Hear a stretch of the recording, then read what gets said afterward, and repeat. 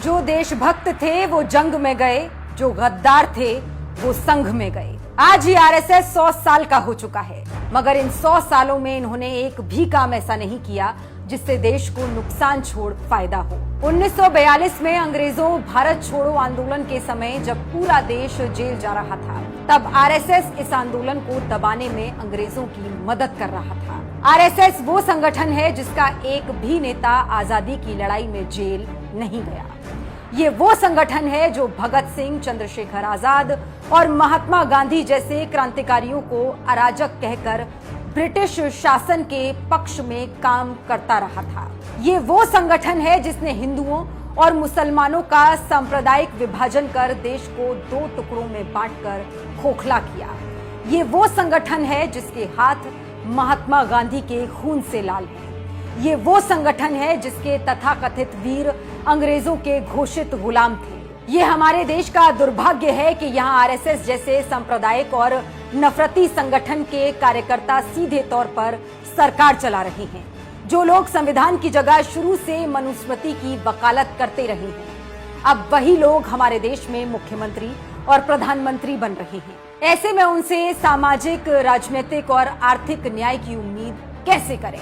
आज जो आरएसएस देश को राष्ट्रवाद का पाठ पढ़ा रहा है, उस आरएसएस ने 1925 में स्थापना के बाद से ही किसी भी ब्रिटिश विरोधी आंदोलन जैसे 1930 का सविनय अवज्ञा आंदोलन, 1942 का भारत छोड़ो आंदोलन में कोई भागीदारी नहीं की, बल्कि ये अंग्रेजों के साथ मिलकर इन आंदोलनों को कुचलने की साजिश रच रहे थे। जरा सोचिए, जब कांग्रेस, सोशलिस्ट, कम्युनिस्ट और अन्य क्रांतिकारी संगठनों पर बार बार अंग्रेज प्रतिबंध लगा रहे थे, तब आरएसएस पर ब्रिटिश शासन ने कभी कोई प्रतिबंध नहीं लगाया। इनके किसी स्वयंसेवक को कभी जेल नहीं भेजा, ताकि ये लोग बाहर रहकर जनता के मन में हिंदू मुसलमान का जहर भर सके, और इन्होंने अपना काम किया भी। यही कारण था कि 15 अगस्त 1947 को आजादी मिलने से पहले देश में खतरनाक खून खराबा हुआ। नफरत और दंगों के आगोश में आकर लाखों लोग जिंदा लाशें बन गए। गांधी, नेहरू के लाख प्रयासों के बाद भी देश 2 भागों में बंट गया। अब बारी थी संविधान की। यहाँ भी आरएसएस संविधान को नकार कर मनुस्मृति लागू करने की जिद करने लगा। आरएसएस ने अपने एक भी आदमी को संविधान सभा में नहीं भेजा।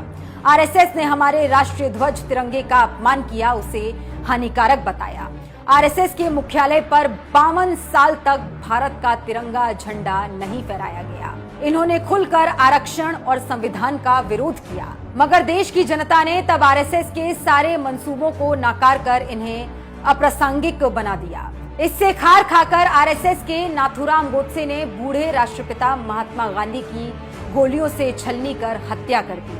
आज आजादी के 78 साल बाद भी आरएसएस का सिर्फ एक ही काम है, देश में हिंदू मुसलमान की आग लगाकर सत्ता पर कब्जा करना, देश की संस्थाओं पर कब्जा करके नफरत और उन्माद फैलाकर अपनी मनमानी करना। अगर मैं ये कहूँ कि आज देश की अधिकतर समस्याओं की जड़ आरएसएस है, तो अतिशयोक्ति नहीं होगी। जिस दिन ये संगठन देश में आग लगाकर देश को खोखला करना बंद कर दे, उसी दिन आधी से ज्यादा समस्याएं निपट जाएंगी।